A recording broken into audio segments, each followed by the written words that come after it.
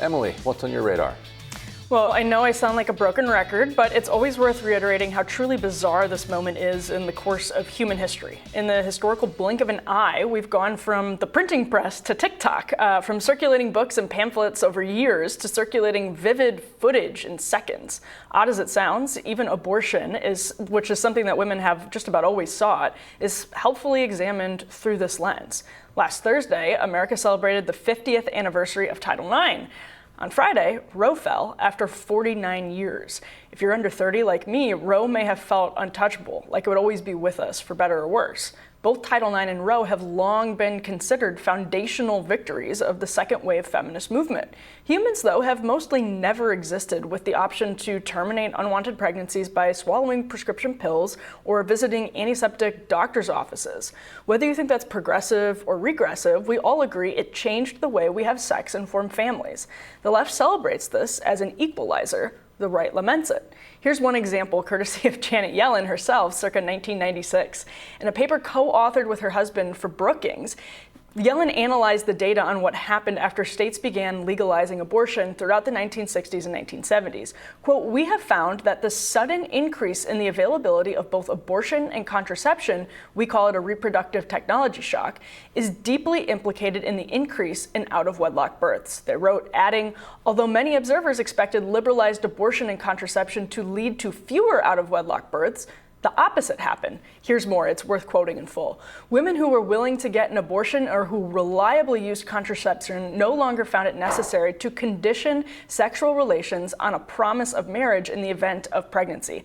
But women who wanted children, who objected to abortion for moral or religious reasons, or who were unreliable in their use of contraception, found themselves pressured to participate in premarital sexual relations without being able to exact a promise of marriage in case of pregnancy. These women feared correctly that if they refused sexual relations, they risked losing their partners. Sexual activity without commitment was increasingly expected in premarital relationships." That last sentence is particularly important in this context. So is sex without commitment healthy for women? This, of course, is a separate question from whether abortion should be legal. Totally separate question. But it is relevant to the question of whether legalized abortion has created a healthy culture for women. University of California, San Francisco magazine talked to psychiatry professor Dr. Luann Brezendine about oxytocin earlier this year. Quote, "Intimacy, cuddling, and sex can unleash it in anyone, but the extra estrogen and progesterone in female bodies encourage their brains to ratchet up their oxytocin, especially when they ovulate," the article noted, summarizing Brezendine's research. Compared to women, men may need 2 to 3 times more touch to maintain the same level of oxytocin.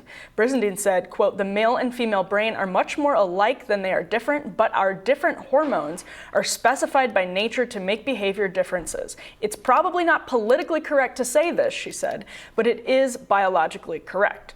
All right, so abortion then contributed to the development of a sexual culture that benefited men and harmed women. A wrenching BuzzFeed article from last year was headlined, quote, "These Gen Z women think sex positivity is overrated. Uneasiness with sex positivity is bubbling to the surface, especially in some Gen Z quarters," wrote the author. One 23-year-old rape victim told the outlet for this article that, quote, "Sex positivity now feels like a cross between a male conspiracy and a cynical marketing ploy. I really think it's overlord men somehow," she said. "There's always a Don Draper behind it." Now, none of this is to say the second wave was entirely regressive. I'm personally grateful to it and probably here in some sense because of it as well. But the left really doesn't want to talk about how abortion allows male partners and bosses to exploit women. Why are corporations eagerly jumping at the opportunity to pay for their employees' abortions? Because it makes women more productive and efficient workers. We know this, by the way, because it explains part of the wage gap. These corporations are commodifying women's bodies, and the left is celebrating it. Notice most of these corporations aren't jumping quite so eagerly to provide childcare, even though American women are having fewer children than they say they want. This is a culture in pursuit of sameness, but not equality. It's a culture that insists women's equality means they must overcome their womanhood. working more than they want to, having more casual sex than they want to. Rapid changes to technology and social norms have turned us into the proverbial boiling frog, unable to realize the water is hot until we're scalded. Again, this is a separate question from whether abortion should be legal. I believe it takes a life and therefore violates the 14th Amendment and is wrong, but even if you disagree with that, I think it's worth considering whether abortion is essential to sexual equality or an obstacle to it. Ryan, you definitely disagreed with every single word that I just said, probably. But, and to be very, very clear, this is about consensual relationships. Everything I just said is about consensual relationships. I am curious what you think about corporations, though, because they have jumped at the opportunity to virtue signal that they are paying for out-of-state abortions, women's travel, et cetera.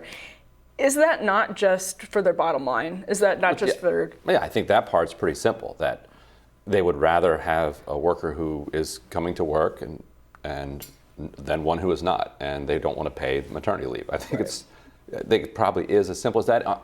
And also, they do want, they do want to attract people who feel like their values are aligned. And certainly, most of these corporations that you're talking about are hiring college graduates, and among college graduates, there's very little question about whether or not this is a barbaric Supreme Court ruling. Right. Like, it's not one of these close questions.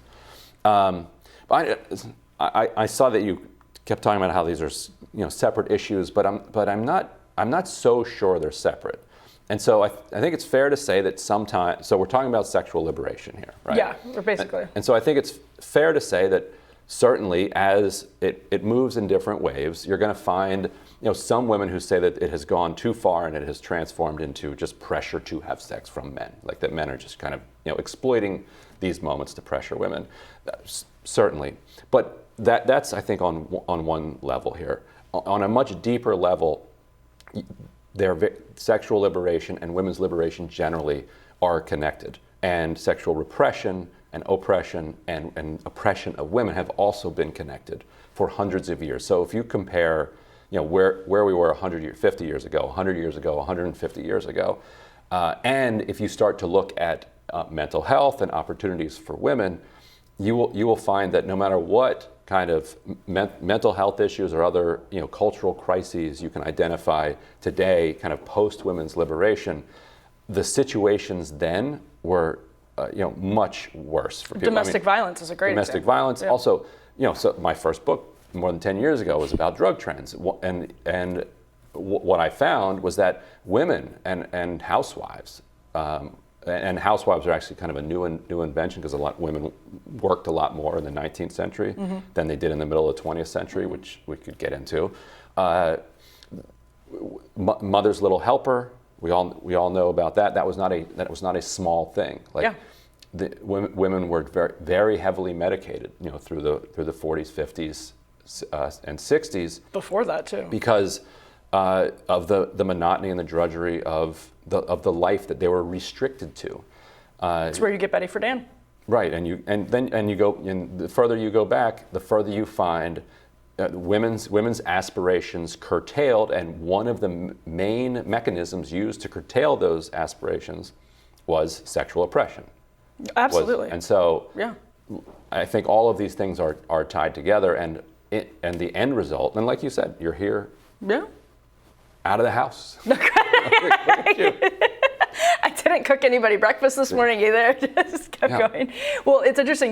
The point you just made is totally correct, that women worked more actually in the 19th century than the 20th century. And this is the culture that Marx emerged out of and Dickens emerged out of, this hyper industrializing culture where we don't think of any of this stuff as high tech anymore. But at the time it really was. And it was really rapidly changing the way people lived. And that's where Marx starts talking about alienation, which I see echoes of in these corporations, like eagerly funding abortion but not childcare. And I think the point that you're making, though, is that these cultural norms post-sexual liberation are much healthier than they were before sexual liberation. And I think there's absolutely merit to that. I do not disagree with that. Although I do think it's important for people who purport to represent women's interests to be honest about what women's actual preferences are. And I do think that there's this sort of capture of elite institutions by women who don't share the preferences of other women or most women. And I think that's a problem. I don't think it's been particularly helpful. And millennials and Gen Z have had less sex and had sex later than boomers and Xers, and we know that. But it's also a question of whether that's because this proliferation of hardcore pornography and all of these different changes has made it frightening and very scary for young women to engage. Right. And preferences, in order for preferences to be real, there has to be freedom. Like there has to be ability to choose between these different options, and without those, right, you get millions of people who have their lives just cut short and cut down. Yeah, no, I do not disagree with that, and I know we disagree on disagree hugely on this question of the legality of abortion. But I do agree with you also that the culture that enables women to make choices freely is a good one. There's no question about that. There we go. All right, we found a sliver of agreement here. You just said pro-choice. Did I? Yeah, choices. Well, I am pro-choice, just not one particular choice. All right. Well, Ryan, I'm looking forward to what's on your radar after this.